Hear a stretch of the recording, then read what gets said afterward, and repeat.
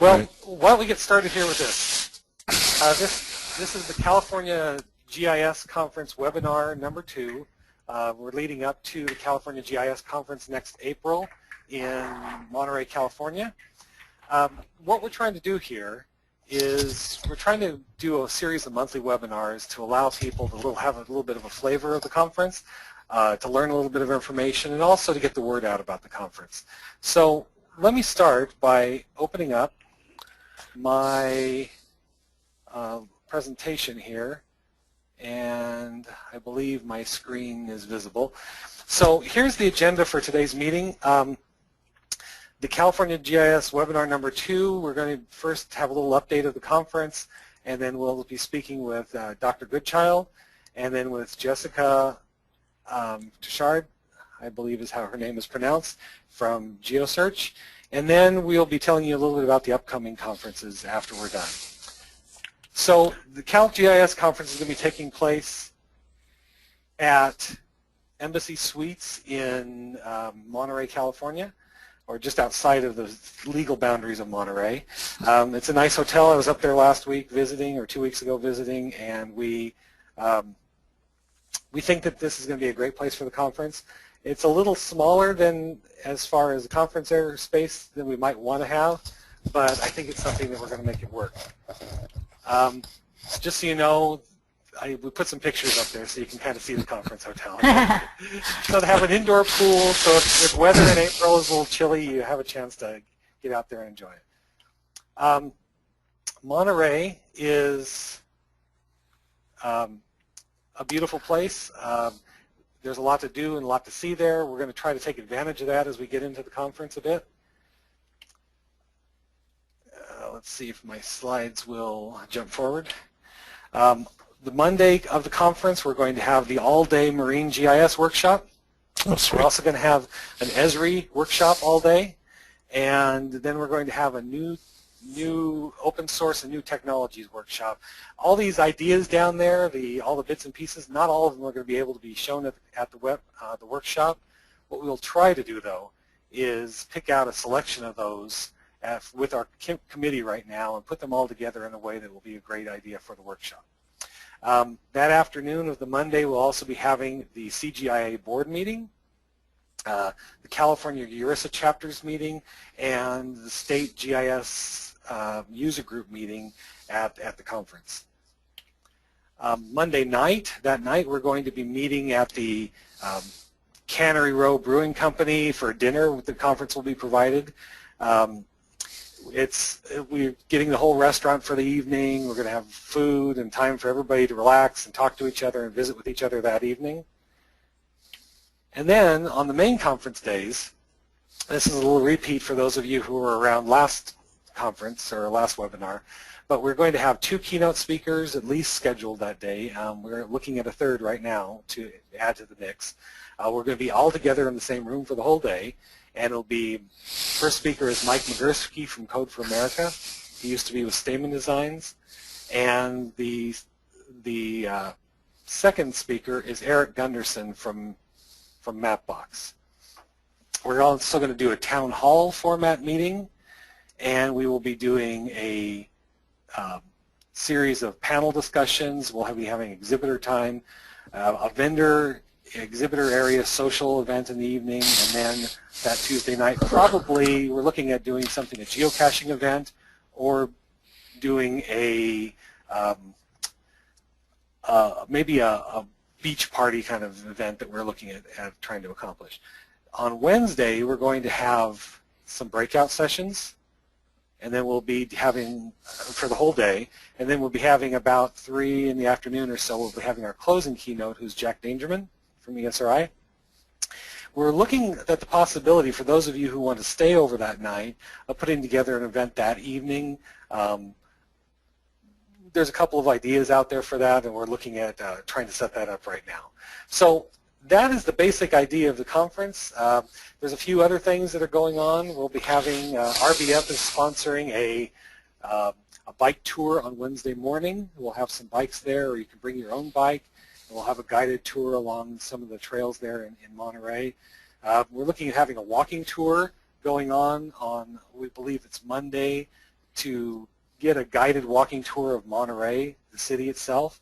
It's supposed to be fantastic. We're also looking at the possibility, though we don't have it confirmed yet, the possibility of setting up some kind of an event at the Laguna Seca Raceway with the driving school there. We actually allow somebody to get in cars and race around the tracks a little bit. So those things are all kind of up in the air right now. We're trying to put them together, but we're hoping that everything clicks together and we put it all, get it all organized pretty quickly here. So with that being said, why don't I get out of this PowerPoint presentation and we'll invite Dr. Goodchild to come back online. And I hope that all of you can see us and that our technology is working well.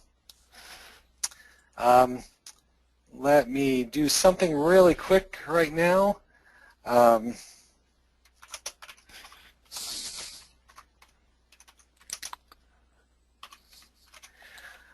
Okay, I just need to send something to our organizer so that we get this all straightened out. Okay, Dr. Goodchild, welcome. Thank you for joining us today. We appreciate it. Thanks, Jeff. And let me say right away, I think that sounds like a wonderful conference. You clearly have some very exciting plans cooking. Yeah, we've been trying hard, working hard at it. I think we have a great team in place, and they're having especially the social committee is having a great time putting everything together. So, the content of the conference is the most important part, but we want everybody to have a great time while they're in Monterey, this being our 20th year. So, yeah, that's great. Maybe you could give me a little idea of your background. I haven't had a chance to speak with you before, and so Sure. Perhaps you could kind of outline what your career was, where your focuses were and are, and what you're Sure. doing with geospatial technologies. All right. So I started in this business, I guess, in the late 60s. I remember going to a workshop at Harvard when they were developing SIMAP and some of the very early stuff, and getting excited about it then. And then during the 70s, I got involved with a lot of projects, primarily in Ottawa and the Canada Geographic Information System, and I met Jack Dangermond and I met Roger Tomlinson. And I started my first course, this was when I was at the University of Western Ontario, in 1975-76. And so I've been in GIS ever since. I moved to California, to the University of California, Santa Barbara in 1988, and that was at the time when we were awarded the National Center for Geographic Information and Analysis, which I was very much part of for certainly most of the 90s, and I stayed at Santa Barbara until I retired in 2012.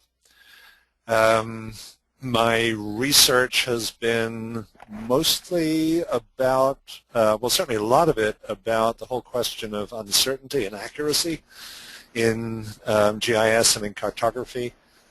Questions like, how do you visualize data? How do you visualize a map when you're not certain about it? Which I think is a very challenging problem and one that we really haven't yet solved. Most of the time I think we present maps and geographic data as if they were perfect without really saying anything about the inevitable uncertainty.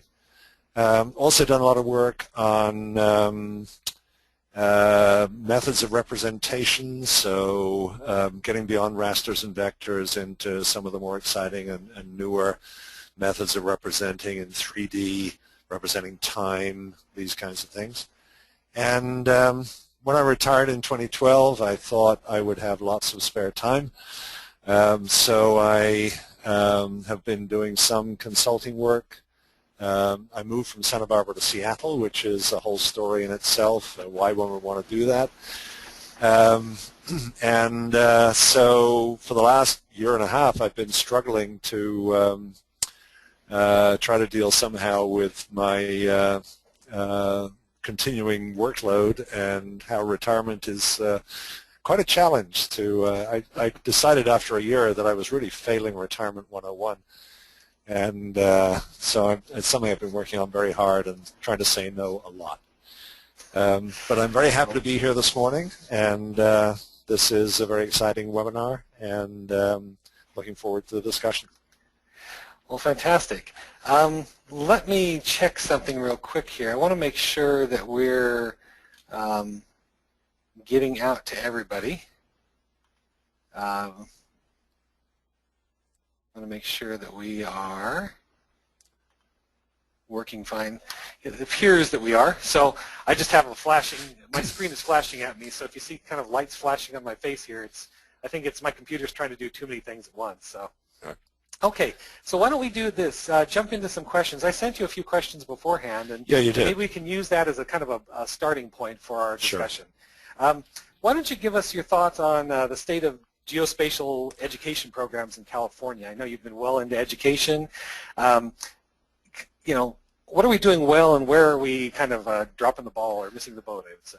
Yeah, I think one thing that bothers me greatly is that the field is moving so fast and it's expanding so fast that any educator really has a very difficult time simply keeping up and modifying the curriculum, deciding what to teach, which changes from year to year.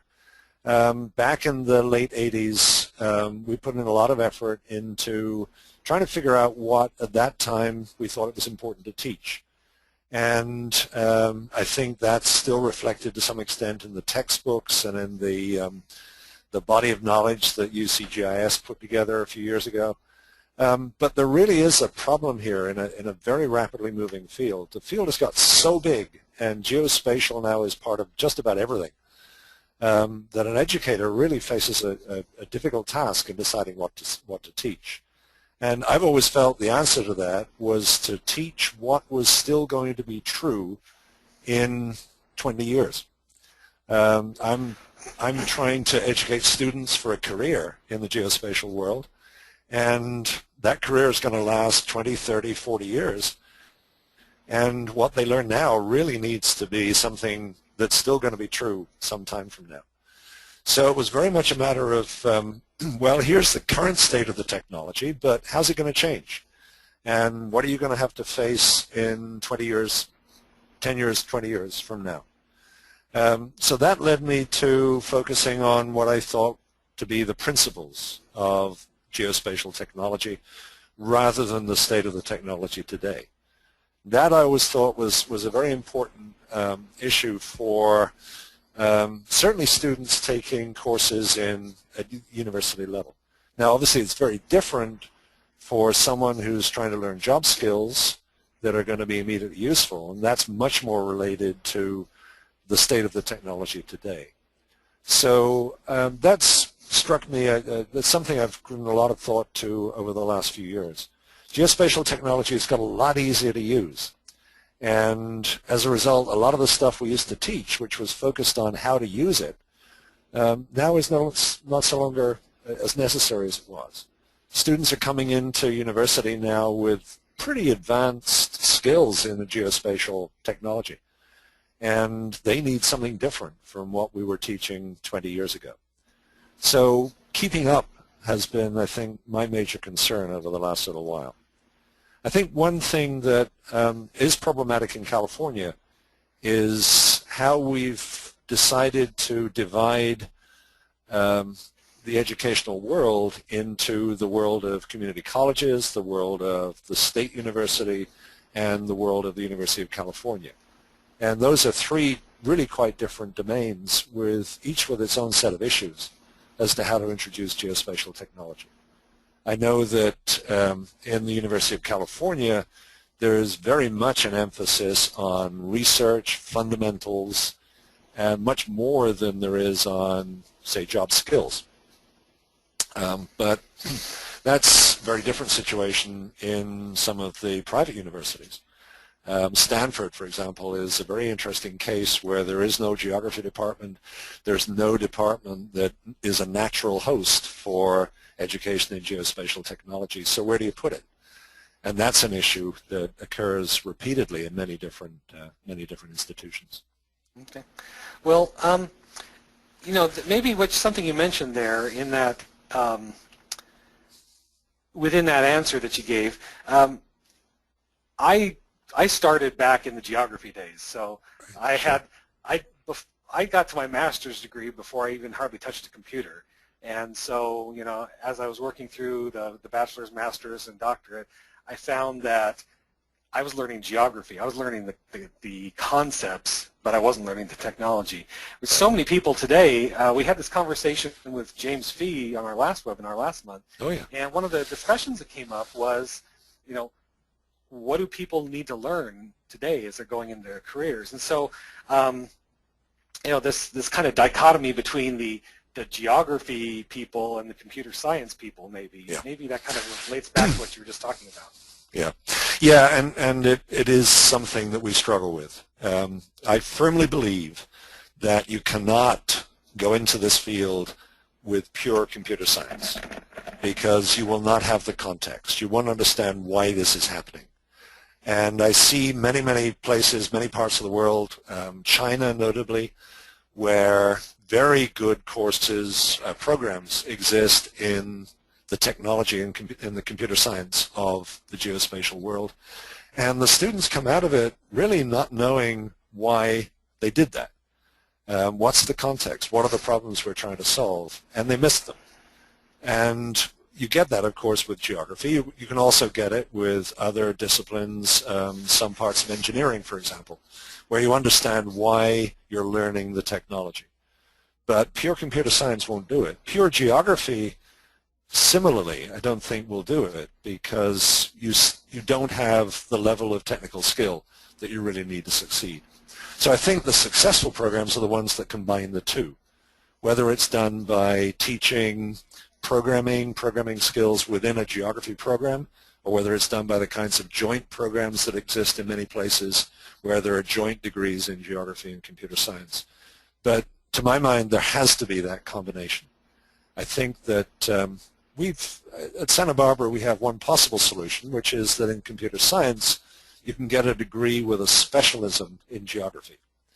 So it's computer science with specialism in geography, which involves taking some courses in geography as well as your computer science courses.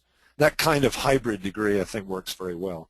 But we're stuck in universities with these ancient divisions into departments, and we're stuck with a promotion system which says you've got to contribute to the core of geography to succeed in geography, and works against fields like ours where you really need to be across two different disciplines and in fact, working in both at the same time.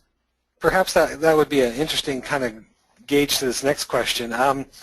You know, one of the things I mentioned in one of these questions was that these geospatial technologies are in constant states of disruption. Things are changing so rapidly on the technology side that the question is, how would you suggest education be geared towards, you know, we have different categories of users and careers. We have, as I mentioned, we have like planners or environmental scientists, people who are using the technology but don't consider themselves GIS people.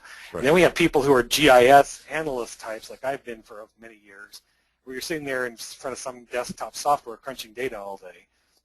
And then we have people who are developers or you know, people who are solely focused on the geospatial tools and technologies, creating it. In fact, they're coders for a lot of that. How do you figure the careers can be put together for those different kinds of careers? Right.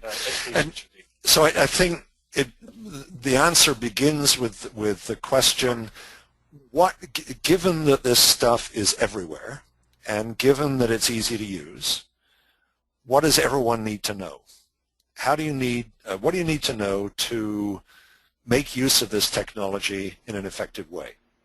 And one very crude example is that you need to know that the Earth isn't flat. And if you treat the Earth as flat, like your background image there, you're going to get into trouble if you start doing analysis. For your background image, for example, won't help you if you're interested in Antarctica, because Antarctica isn't even on the map in that particular projection. So in thinking about this at Santa Barbara, we decided that what was really fundamental and what everyone needed to know was how to think spatially. And I firmly believe that thinking spatially is different from other kinds of thinking.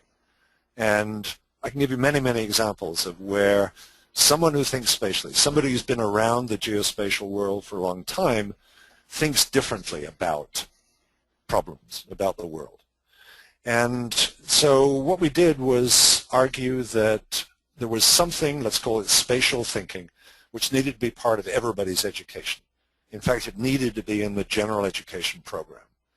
And Harvard recently took this idea a step further, and they now have a course in the Gen Ed program at Harvard, which is available to everybody, and everybody's encouraged to take it, in how to think spatially.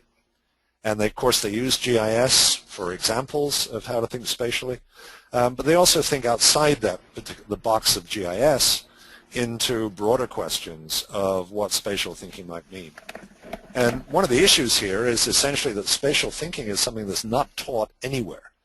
No one anywhere in the educational system, K through 16, ever really focuses on enhancing people's ability to think spatially. So at Santa Barbara, we started a Center for Spatial Studies, and we have consistently tried to unify across the entire campus, focus on thinking spatially, because I firmly believe that that's the most fundamental aspect of succeeding in this technology. Okay, well, that's interesting. I was, as somebody told me, I was getting worse by degrees with all my education I had over the years, you know? and so it's been kind of an interesting transition into the world of applying that thought, that spatial thought that I ended up with, to real-world problems. I work in agriculture, as you can probably see behind me on the wall. Yep, we grow citrus, and just having to apply that kind of thinking to the idea of growing citrus and managing a company is interesting. Yeah. The next question is, what are some of the most exciting trends you see in the geospatial sciences and technologies today? I think the move to the cloud is huge. Esri's ArcGIS Online, other cloud-based services are going to revolutionize the field. What we don't know yet, there's a huge enthusiasm for moving into the cloud, but there's very little in the way of long-term planning for what this will mean, what questions will need to be resolved as we move into the cloud. So for one example, who owns data in the cloud? How do you share data in the cloud? The cloud is all about sharing data, but we know that there have to be restrictions, there have to be communities of sharing in the cloud, but we haven't really addressed how those questions will be resolved. We're moving into a new world, and we're, I think, essentially groping at this point. Very much like earlier phases of GIS, where we had a very powerful technology, but we didn't really know where we were going in the long term. Second area, 3D indoors. We have the growing possibility that we can think of GIS not just as an outdoor technology where we use GPS and two-dimensional maps, but an indoor technology where we can position ourselves in built spaces, represent buildings in 3D, and have applications which are geared to the indoor environment, which is, after all, where all of us spend approximately 87% of our time. So I think the move to indoors is going to be very exciting, and it's going to allow us to think about a lot of questions that we've never thought about in the past, especially if we can manage to integrate the 3D interior world with the 2D exterior world, which is something that a lot of people are working on. That's really going to play havoc with my north is up the logic ideas. What do you see, here's the next question for you, is what do you see as the practical value of GIS? I put it down as GIS education versus GIS skills training. And you kind of covered that a little bit, but maybe you can expand on that a bit. Yeah. Well, I think, as I said, GIS skills training is a solution for today because it's geared to how technology is presented today. And the problem there is that as the technology changes, what you learn, the skills you learn, have to change with them. And so what tends to happen, I think, is that tends to generate a resistance to change. I'm used to doing things one way. I want to stick with that. So when the technology changes, I may be slow to adopt the new versions of the technology. So we have Esri users who are still working with 9.3 because it's the disruption that will be caused by moving to new versions of the technology is considered to be too much. On the other hand, I think education needs to focus on principles, as I said before, and so a lot of what I've been thinking about over the past few decades is what those principles are. And I think there's some very interesting things that come out of that. The basic principles of what we call geographic information science. They may come down to statements as simple as a polyline is always shorter than the true line it is trying to represent. Right? Because when you create a polyline, you always cut the corners, and that shortens the line. So any line's length estimated in a GIS is almost certainly shorter than the truth. And I think that's an important principle that will always be with us. As long as we continue to represent lines as polylines, we will always have that principle. And so learning that principle, I think, is important in an educational program. It's not important to somebody who's trying to learn geospatial skills. Well, you know, maybe one of the things I could bring up at this point is kind of a little off script here for us, but many of the people that I know in the geospatial world didn't start there. In fact, Yep. they kind of stumbled across it later in their careers. Yep. So they don't come at it from an educational background of, you know, of place and thought of how things are fitting together, or even any geospatial stuff at all. How would you, looking at those people and their careers, how would you suggest that they go about when in the middle of a career developing those skills and understanding of those principles that maybe they didn't pick up as a student in a university? Yeah, and they didn't because we don't, because of the sad state of geography in K through 12, because many people stumble into geography at university in maybe even their third or fourth year. People then do tend to stumble into this field. They may have recognized from birth that they were interested in maps, they loved maps, but they never found a home for that interest, again because there was never a focus in K through 12. So yeah, I mean, this tends to happen all the time. I think, as I said before, I think that what tends to happen through time is that somebody who gets immersed in this technology does literally think differently. And so I've tried to, I have a favorite lecture, which is How I Think Different, about, which is sort of an echo of some of Apple's advertising from years ago, because I genuinely think one does. So, for example, if someone asked me, where is the flattest spot in the United States? As someone, in fact, did quite recently, someone said, the place where they hold the Burning Man Festival is the flattest spot in the United States, right? So I say, as a spatial thinker, I say spot, that means an infinitely small point. You can't determine slope for a single point.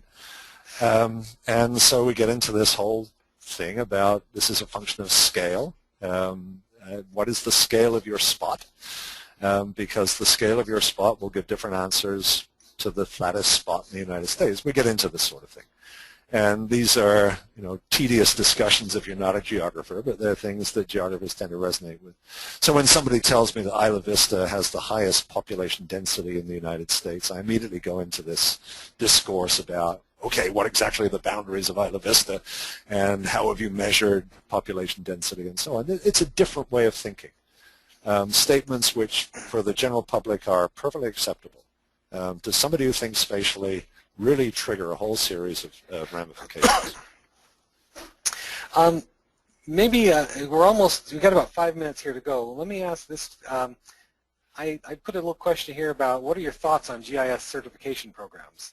There's a couple different competing ideas out there for those, and just what do you think about those? Yeah, and let me say, I think that although I've not participated, I think I think the efforts that people have put into GIS certification programs are really admirable, and a huge amount of effort has been put in, and I think the programs have been quite successful.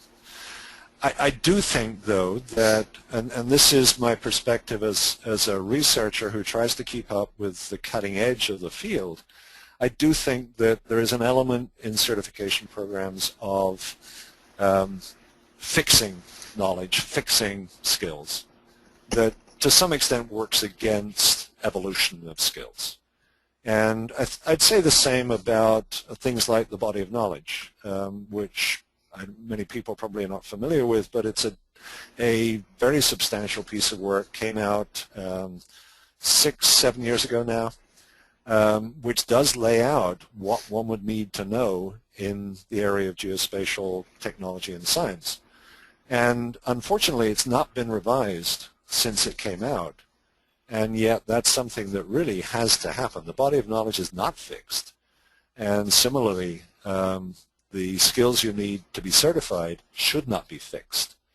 So I think certification works best when it's combined with some kind of process of updating, something that emphasizes that this is a field that is moving so fast that you've got to continually update your knowledge in the field.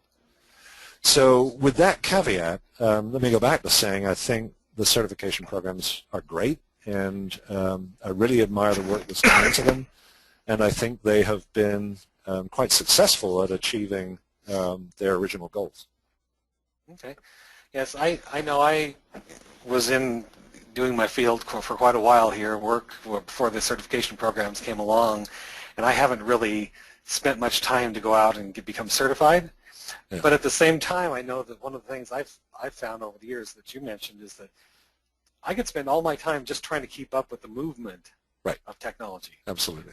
Yeah. And with not ever, I could spend all my time just doing that without ever touching the actual work that I have to do. Yeah. And there's always something more to learn, and something technology is like that, though. So, right. Well, maybe I could say this to wrap it up. We've got about 2 minutes here. Is there anything that you would kind of like to share, beyond my questions, thoughts with this group out here? We have a number of people online right now, and we're recording this to put on the website, and so we want to get your wisdom here. Maybe I could just say this, that this is a growing community.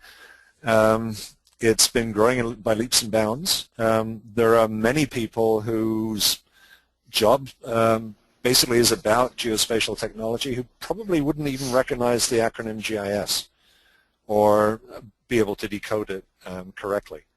This is a vast community, and I really think that the community needs to be engaged in the process of defining itself and defining its educational requirements to a much greater extent than it has been to date.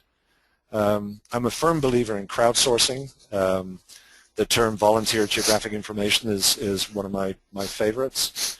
And I really believe that this is something that the community as a whole could very effectively participate in.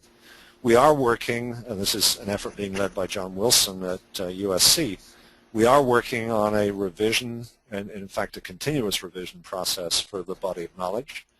And that's a process that we're hoping very much the community as a whole will be engaged in. Because I think unless the community is engaged, it won't achieve what we're trying to achieve. So let me just close by emphasizing that I think education is a community responsibility, and the more engagement we can get, the better off we will be. So thanks for this opportunity. It's been very enjoyable, Jeff, and I hope it was useful to the audience. Well, I hope so, and I appreciate your time and your effort here. I know that now that you're retired, this is one more of those things that's keeping you from being good at retirement. So. In the garden. Yeah, well, thank you so much. What we're going to do now is we're going to try to switch over and bring Jessica on. Jessica, you there? And let's see, I think we Got Dr. Goodchild's camera off. Hi, how you doing? I'm good. How are you? I'm doing well. Let's see if we can make you presenter right now. Okay. So that you can control your... Did that work for you? It sure did. I think so. Okay. Well, fantastic. Well, maybe what we could say here is introduction to Jessica's presentation. When looking at this day and focus of this webinar, I went back to our CalGIS conference this last year, and one of the panels that I was involved in was people were really trying to figure out career development, education, trying to figure out what they should learn and where they should go with respect to the development of their careers. Mm-hmm. And so we just talked about the education side of things, some of the things people need to learn. So now it's kind of inviting you to come in and give a presentation and ask some questions to you after you're done, about, okay, now I've got my education, or I'm someplace in the middle of my career, now what do I do about actually doing something with this and getting a job? So with that, let me turn the time over to Jessica. I'm going to turn my camera off for just a minute so that you can focus on her, and then I'll come back in when she's done with her presentation so we can talk a little bit more. Okay, and I can only see my presentation, so hopefully others can see that too. I can see you, so. Okay. I'm Jessica Touchard, and I'm the senior recruiter here at Geosearch. And what Geosearch is we are recruiters within GIS, GPS, photogrammetry, remote sensing, and related sciences. And we're hired by employers to help them fill their positions. Sometimes, most of the time, they're more harder to fill positions or high volume positions. And then we also have a job board at geosearch.com where employers will use that for other types of positions where they don't feel they need a full-time recruiter concentrating on it. But they would like to get the word out to the geospatial community. So I'm going to start by just kind of giving you an overview of what we see to be the job market. This is a national, some national statistics here. And we do see some good news coming in our economy here. We see that the auto sales are up, home sales are up, and that means that typically the job opportunities will continue to increase. Last year we saw a good raise in our activity, as well as as we're talking with people throughout the industry, as they did too. So we're hoping to see that continue. When you put unemployment in perspective, however, you'll see we're still at about a 7% national unemployment rate. But as you see, as people earn degrees, when you go down to the associate's degree, for instance, it decreases to 6.2. A bachelor's degree, that unemployment rate is only 4.2 nationally. Master's is even lower, and then a doctorate only 2.3, which is almost those who choose not to be employed. So as Dr. Goodchild was saying, that education is the foundation for a very solid career in almost anything. We just put together an employer survey fairly quickly in the last week or two, and we had some employers respond to that. Most of them, over half of them, were commercial, small to medium-sized companies. There were also some city and county participants and nonprofits. And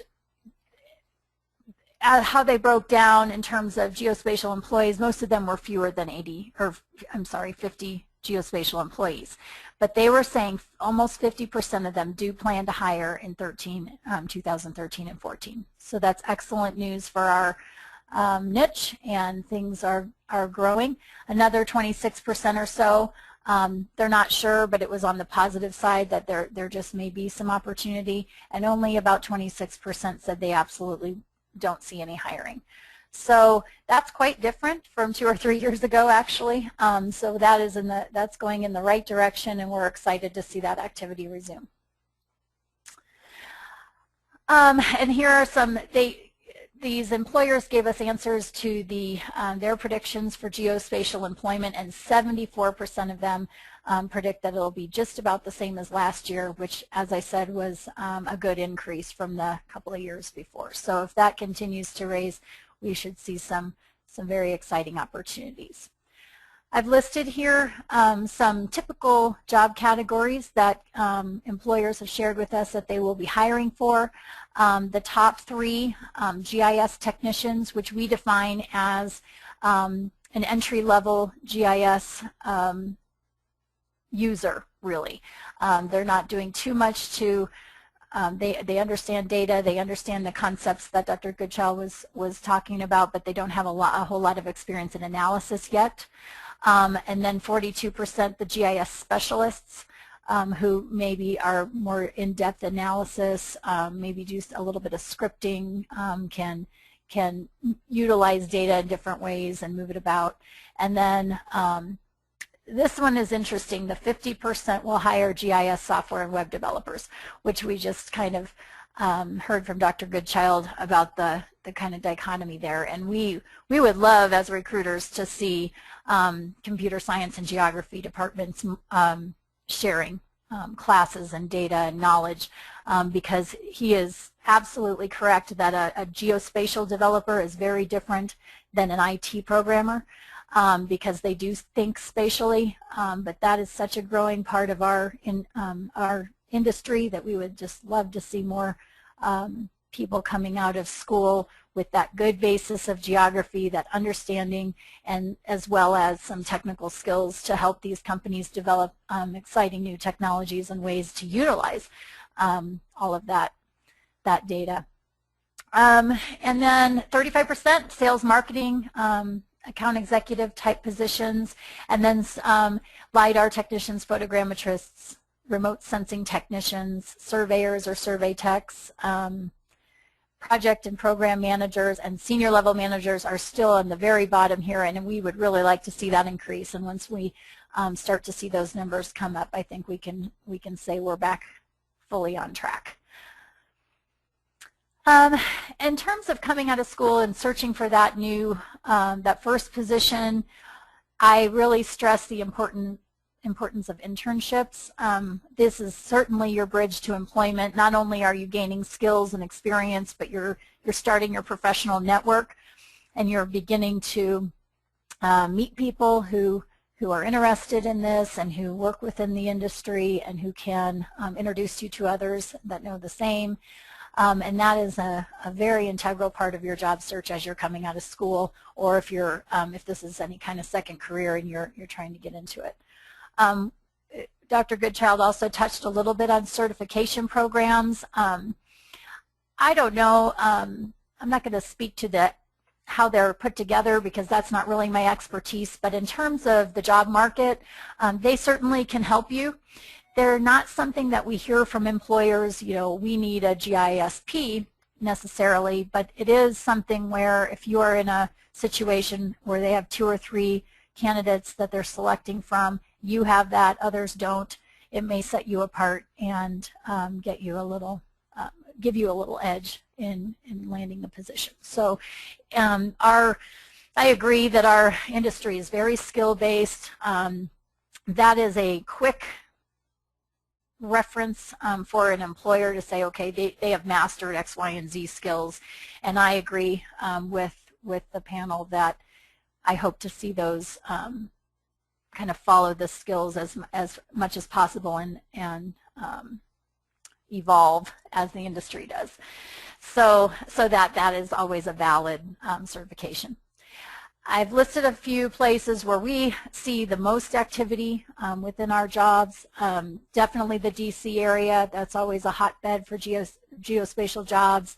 Houston is also a hotbed. That is a different market. It is an oil and gas energy market. They're very high paid, but they are very specialized too. There are some skills needed in those GIS analyst positions, for instance, that are not always required of other types of GIS analysts. So be aware of that, but certainly if that is an interesting niche to you, that is a hot category. And then along the Front Range here in Colorado, we have a lot of commercial geospatial companies. We have, of course, the Forest Service and Digital Globe here. So Colorado is a great place to look. California as well, actually, which isn't on here, but certainly Silicon Valley and different LA area, we have a lot of activity. Any major metro area is something that we suggest. And then Atlanta. Atlanta also seems to have a lot of activities within geospatial. I mentioned this geospatial technology competency model. I'm actually not too familiar with the body of knowledge, but I have a feeling that this is probably similar. It is something that I think that's put together by the government, but if you are to take a look at that, what's nice about it is when you click on it, it gives us kind of a common language to use, and it's pretty, it's kind of helpful when you're writing your resume, more so than anything else.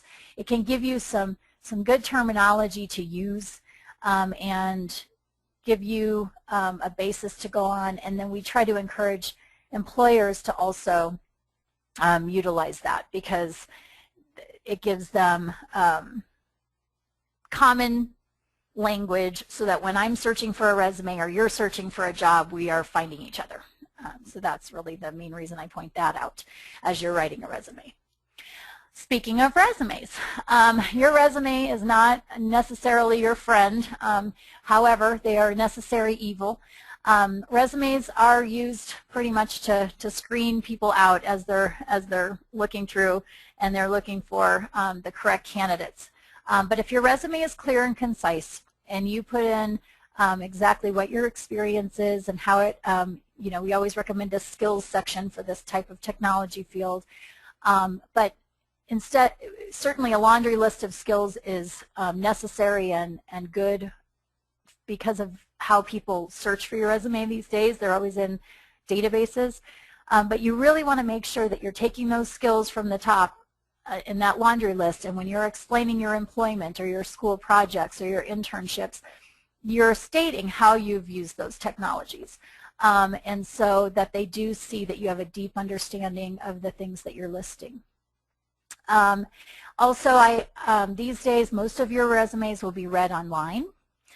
They will be read on a screen, and so you can make them interactive. And what I mean by interactive is see my school project, and you can have them click to see the work that you've done, or if you've written, if you've done some web development and you want to show your project work, or you have publications that you would like to you can summarize, but if you would like to publish them and let the employer see that, if they're interested, they can dig into you. And so using some of those tools that we have now available to us is very interactive. It also shows it sets you apart a lot of times, again, which is always what you're looking to do in your resume. As you go about your job search, the main thing to keep in mind is that it needs to be an active effort, that that you're utilizing your friends, your family, your co-workers, your previous employers, your employer now if it's okay for you to talk about that with them, because anybody who knows, that is usually how you get your next position. Internet applications, of course, are a necessary evil in this day and age, but you can apply via an internet job posting, and then if you haven't heard anything in a week or so, look the company up, find a contact on LinkedIn that looks like a GIS manager or a HR manager, and call and follow up on your application. Some companies will ask that you do not do that, and you can respect that. However, most don't. So if you can call and say, I'm Jessica Touchard, and I applied for your GIS analyst position last week, and I just wanted an update and to make sure you received it and see if somebody is available to talk to me about it. Often that'll, again, set you apart from the pack. Also, any local groups that you know of. We have a GIS group here in Colorado that meets, I think, quarterly, and we go to a happy hour or something like that. That's a really great way to get to know professionals in your community. A lot of times, if you don't know of one of those, schools will have something like that where it's quarterly groups that get together. So get involved with those types of things too. And then when you are invited in for an interview, again, the main point that I always like to make, and I'm always happy to talk with people one-on-one about the interview process, but the main goal, if you can, as you saw in our survey, a lot of these companies are small, and you want the interview to be a professional conversation. You want to get into a we both love maps. We both love GIS. We're excited about the technology, and if you can come in and set the stage for that type of conversation to happen in an interview, the rest should go very smoothly. Usually people interviewing you are just as uncomfortable as you are being interviewed. So if the more that you can be prepared and know about their company and the position that they're looking to hire for, the better chances there are in that becoming a conversation. So this is my contact information, our website. We have job postings there that you can apply for. We work with employers differently. Some of them are posting ads, like I said, and some of them are, you'll notice a Geosearch logo next to those positions that we're working on and we're headhunting for, and we're always happy to give you as much information as we can about anything on our site. Also, if you're searching in an area where we don't happen to have any positions, it'll bring in jobs from Indeed, and that's an additional resource for you, and should give you some good options within your area.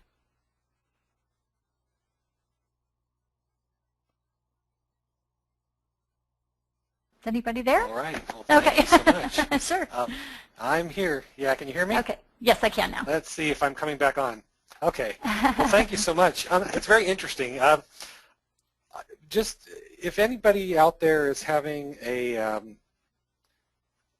kind of problems with this, we're going to try to put the recording up. And we had a couple people email me that I was checking while you were doing your presentation that weren't able to get on. So we're going to try to put the recording up here pretty soon.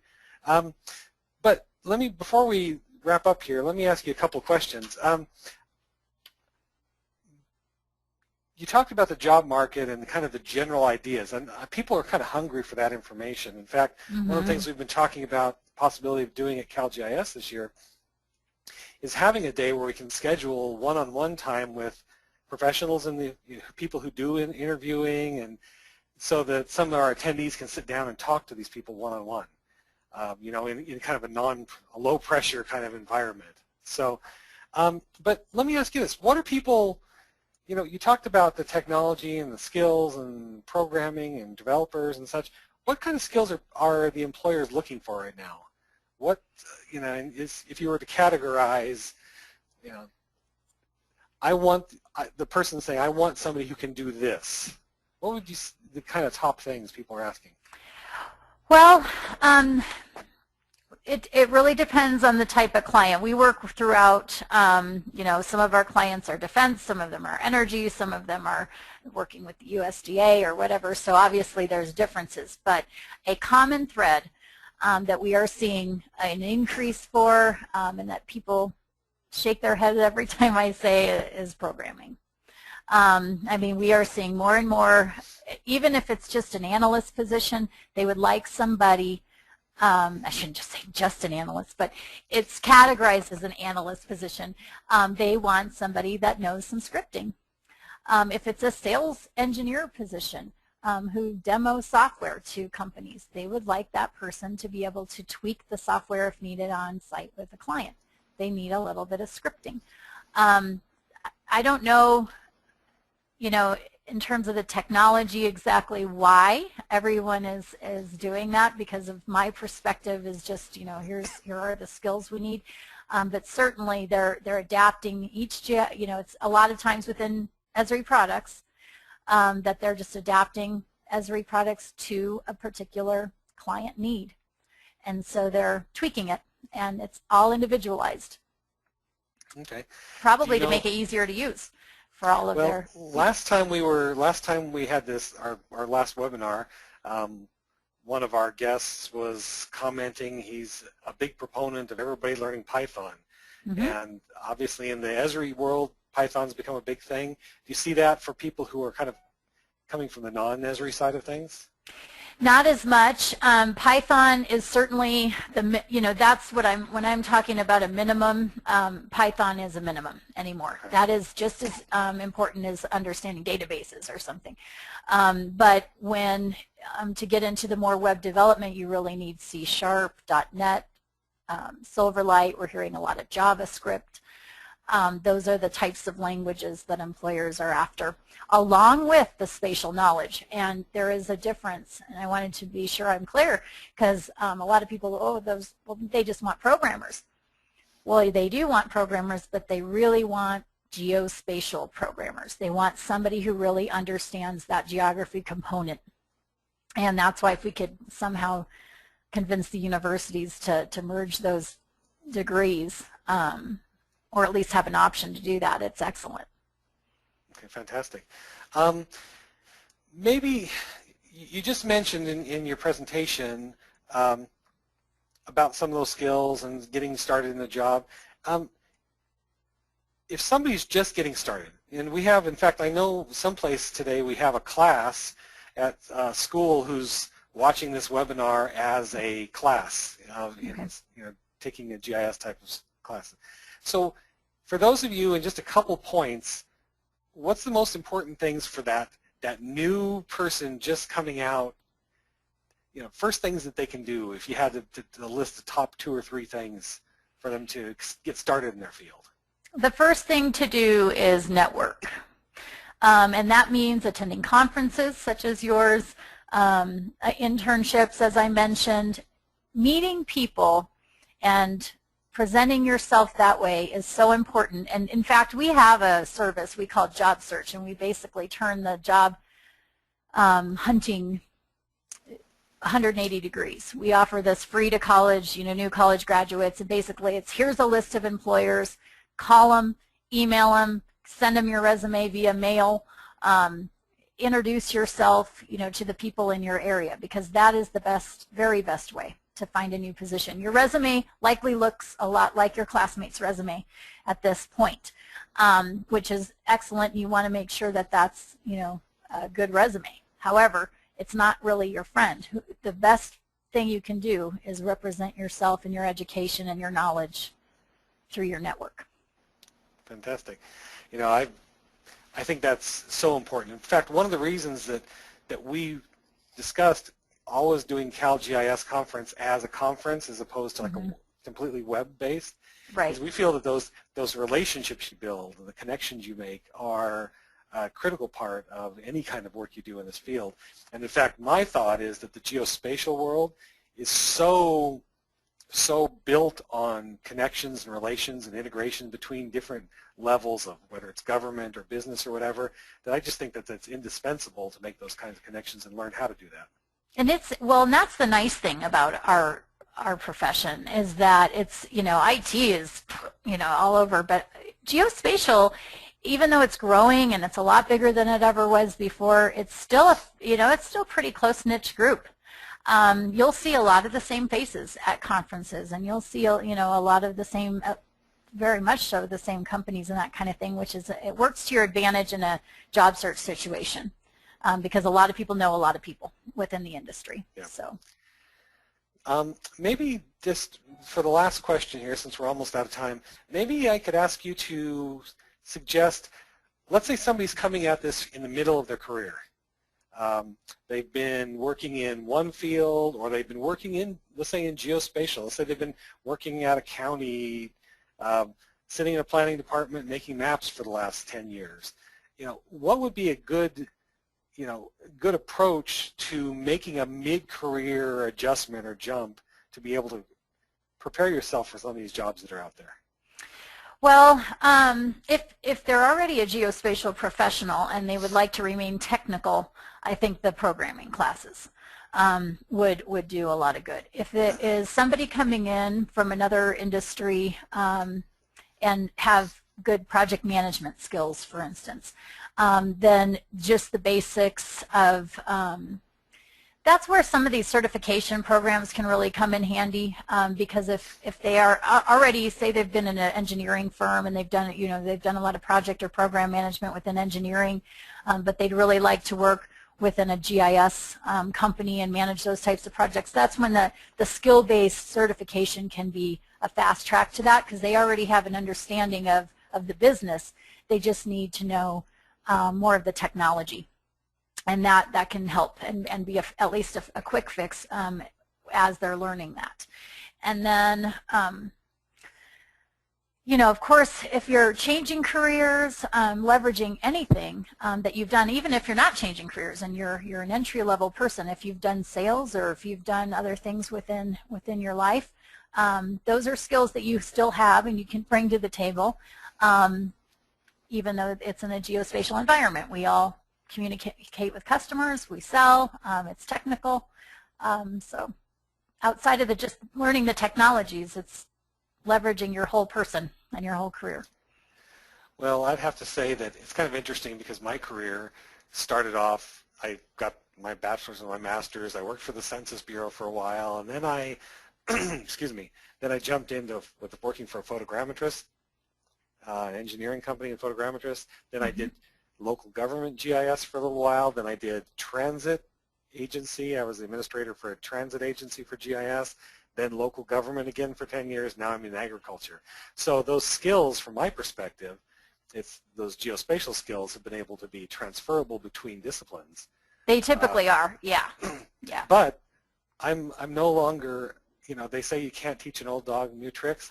I didn't start with in the world of programming and development, and I have found that as a manager and a director at my company, the time I have to spend learning those things has always been limited, so it's challenging. So, but hey, I appreciate you participating with us.